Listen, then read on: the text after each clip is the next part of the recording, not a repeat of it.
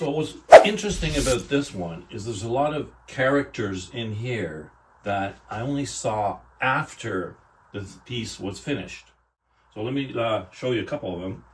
So there's one over here, and it's kind of a large head person with a nose. There's the nose, and there's the eye, and they're kind of like looking down here at the side of the streams.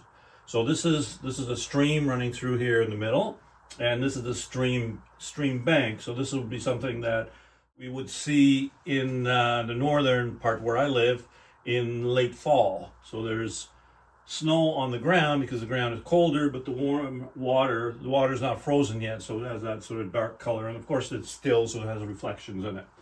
So the other interesting thing was when I was showing this to somebody, and I said, "Look, I see this guy in here." And then I looked and said, "Oh yeah, there he is." But and I looked and I said, "Well, there's a cat here." And I looked and I said, "Well, yeah, it's a kind of weird looking cat, but sure enough, there's a big long tail that, like a cat would have a tail like that in the back, and then the head and the paw, and then there's another face in here, and there's more characters kind of in here. So, I invite you to look at the close-ups and see kind of what kind of characters that do come out for you, because, they're going to be different than what the next person sees.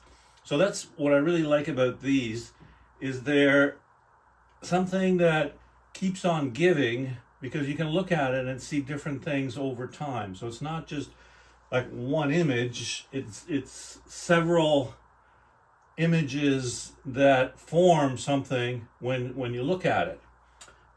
It's 18 by 24. It's on board.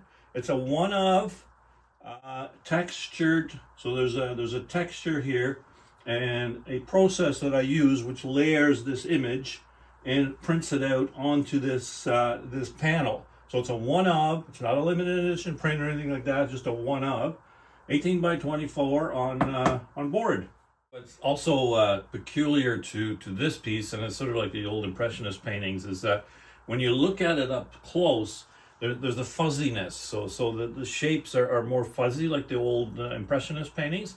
But when you look at it from further away, like kind of where you are right now, you don't see that. So you can kind of look at that through some of the details.